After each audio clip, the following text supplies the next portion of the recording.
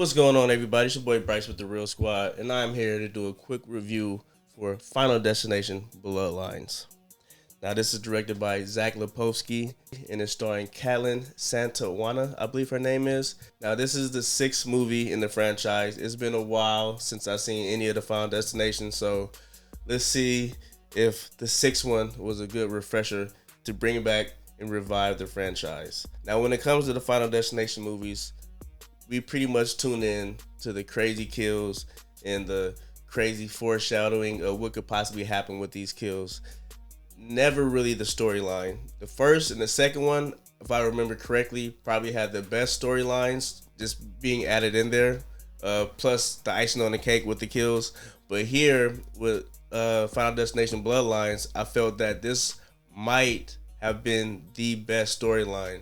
Now we are following Stephanie and her family, who aren't even supposed to exist because her grandmother back in the day survived a crazy disaster.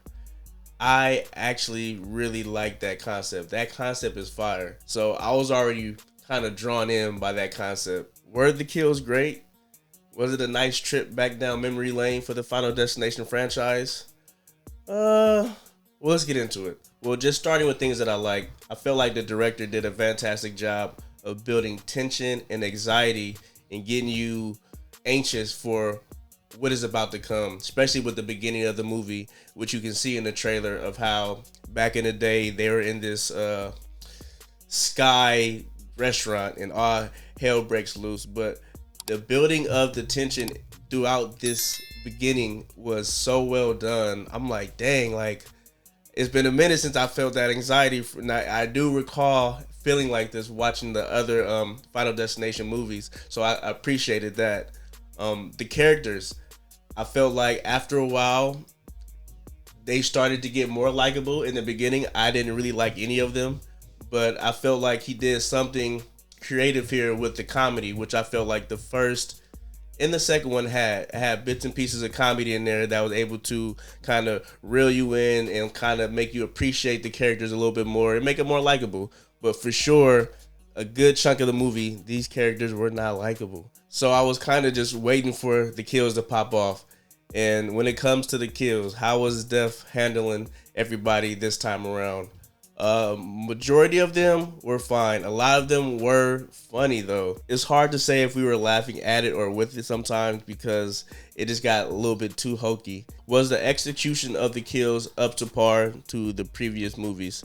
I felt like some of them were because of how, like I said, the director was able to build up the tension and anxiety. But when it came to the execution, it was lackluster, to keep it real with you. A lot of it was straight, it was brutal. It was for sure brutal. But for me, it was more so of the CGI, blood, and just gore really taking me out of it. And, you know, I'm big on practical. Sometimes CGI is fun when done right.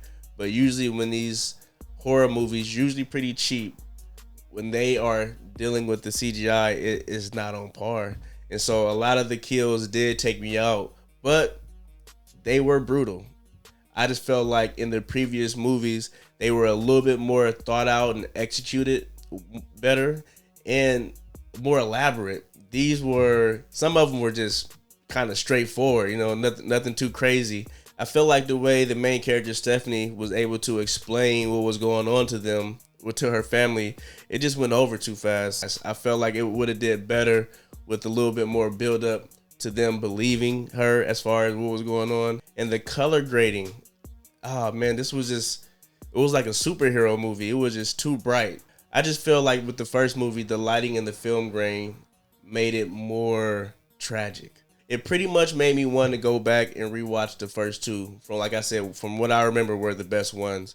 So all in all, I don't think you don't have to rush out and go see this in theaters. You can probably wait to streaming. If I had to give it a rating, I would probably give it a real decent movie, like a 6.5. Like, I have fun with it. Like, the moments were pretty funny, but it was a lot of dumb decision making, and like I said, it was more of a slapstick Final Destination than the more tense inducing ones from previous that I remember. And I don't know if, I don't know, maybe another go around. This one wasn't it. Like I said, I think it's still something there. There's still something that you can build up on. I'm Unfortunately, they had to kind of waste this storyline with the grandmother surviving something, and now the whole family that exists under her isn't supposed to be alive. I felt like that was some gold right there, and that kind of got wasted in this movie. So, like I said, I don't really recommend you to go see it in theaters. If I could have waited, I would have waited. But I'm here to give you the review, so you don't have to go out and see it. You know what I'm saying? But make sure you hit that like button, that subscribe button, and then that notification bell so you can know when we drop review videos, and of course when we go live every week on Wednesday night. But yeah, stay tuned. We got more reviews coming. Of course, we will see you next week live for sure. I'm out.